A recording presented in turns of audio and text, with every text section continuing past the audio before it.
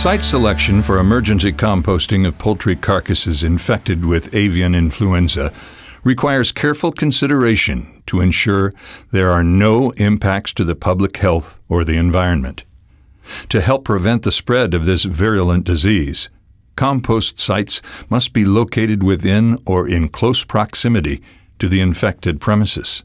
One of the ways to best plan for this event is to have your own site available, so that way if you do get hit with the highly pathogenic avian influenza, you can dive right into taking care of your birds. So what we look for on a site is if you have an area of asphalt that's undedicated at the time and you can surplus it for composting, that would be the ideal scenario, because asphalt provides a good solid work surface that doesn't end up putting soil into your mixture and other items which can help your composting process suffer a bit. The most appropriate time to begin the site selection process is during the initial farm assessment, keeping in mind the following factors. The site access should be able to handle heavy truck traffic and allow for biosecurity around the perimeter, securing access to and from the location. Designated compost sites should be large enough to accommodate all of the generated carcasses, litter, waste feed, and other contaminated materials, as well as have the ability to store any additional amendment materials that may be needed for successful composting.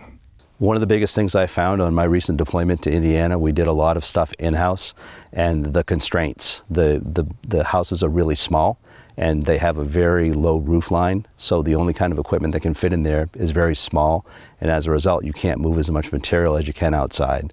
The other issue with outside composting is that you can orient the windrows any direction you want to, whereas in the house you have to follow the linear direction of the house. The chosen site should not be adversely impacted by potential releases of nutrient-laden leachate, nor will it result in nuisance complaints in the event that odor, flies, or scavengers begin to appear on site. Prevailing wind directions should not travel to nearby residences whenever possible. The edges of the identified site should have these following minimum setbacks: 200 feet from a water supply well used for drinking, 200 feet from water bodies, including ponds, lakes, streams, and rivers, 200 feet from a nearby residence, 50 feet from a drainage swale that leads to a water body, and 25 feet from a drainage swale that does not lead to a water body. Each individual site should also meet the following surface standards. Please check with the local natural resource agencies, as these standards may be modified by existing state and local regulations. Sites should be located at the top slope of the field, on moderately well-to-well drained soils, usually land that is used for crop production. Sites should be located within a gentle 2 to 4% slope to encourage on-site drainage. Sites should contain soil depths at least 24 inches from seasonal high water tables. Sites should contain soil depths at least 36 inches from bedrock. Sites should not be located on a floodplain, and sites should have or construct diversion ditches, terraces, or berms to direct surface water and storm water away from active compost piles.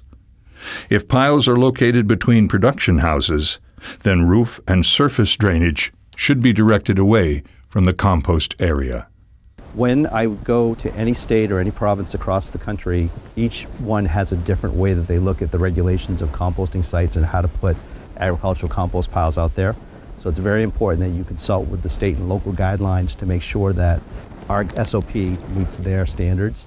And the best way to do that is to actually meet the person that does the regulation for the area and invite them to come out and see what you're doing so that you're on the same page. And long after you leave, there still is stuff that has to be done to those piles that they'll be more willing to work with the farmer on and make it a smooth transition.